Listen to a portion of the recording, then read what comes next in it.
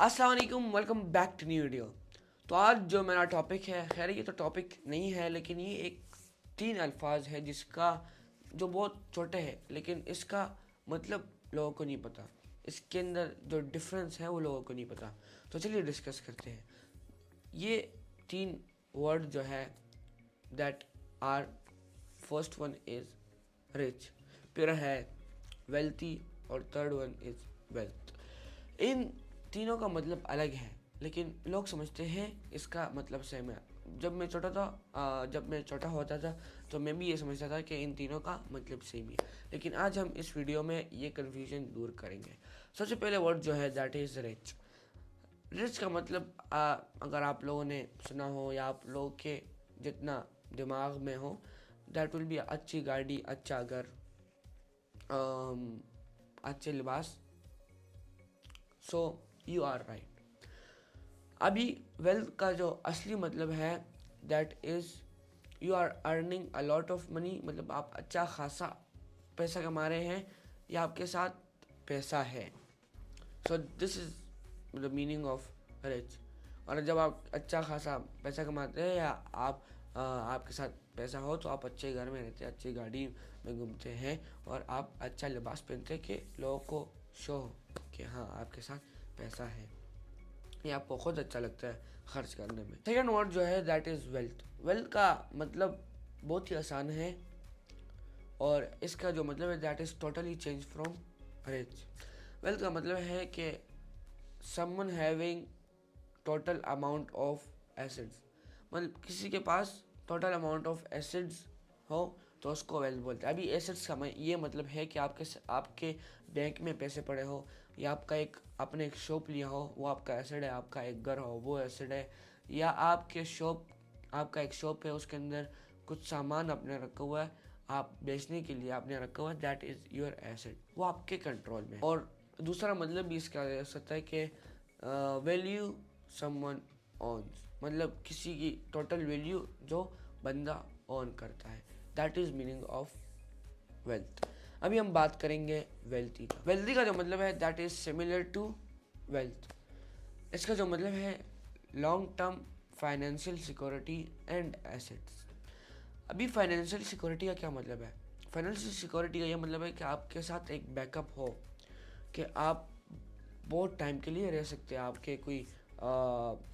आपने कुछ शॉप्स किराए पर दिए हो या आप मतलब आपके साथ कुछ भी हो, लेकिन you have a long term financial security.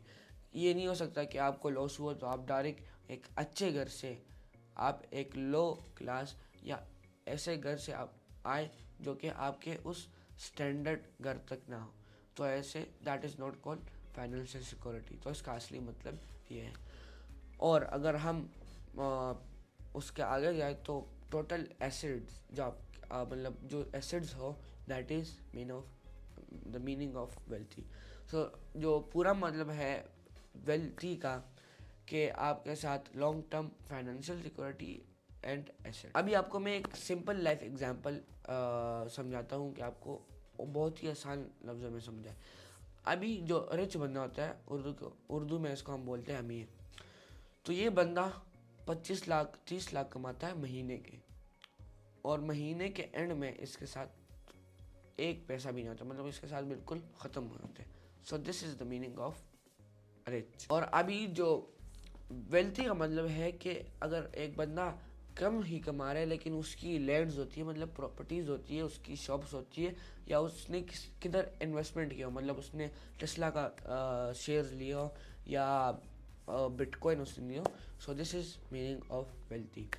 अभी हम बात करेंगे कि कौन लोग रिच होते हैं और कैसे लोग वेल्थी होते हैं। अभी जो रिच में आते हैं वो है फेमस एक्टर्स हो गए, टॉप क्लास फुटबॉलर्स हो गए, और इसके अंदर डॉक्टर्स हो गए, टॉप क्लास डॉक्टर्स और सीईओ, या सिंगर्स हो गए और यूट्यूबर्स हो गए, दैट्स कम इन रिच। और वेल्थी लोग वो होते हैं जो कि बिजनेस चलाते हैं, या वो इन्वेस्टर्स होते हैं, या उसके पास बहुत ज़्यादा ज़मीनें होती है, या वो बंदा उसकी जो फैमिली है वो एक बिजनेसमैन थे और फिर उसके बाप को विरासत मिलती है, फिर उसके बेटे को विरासत मिलती है।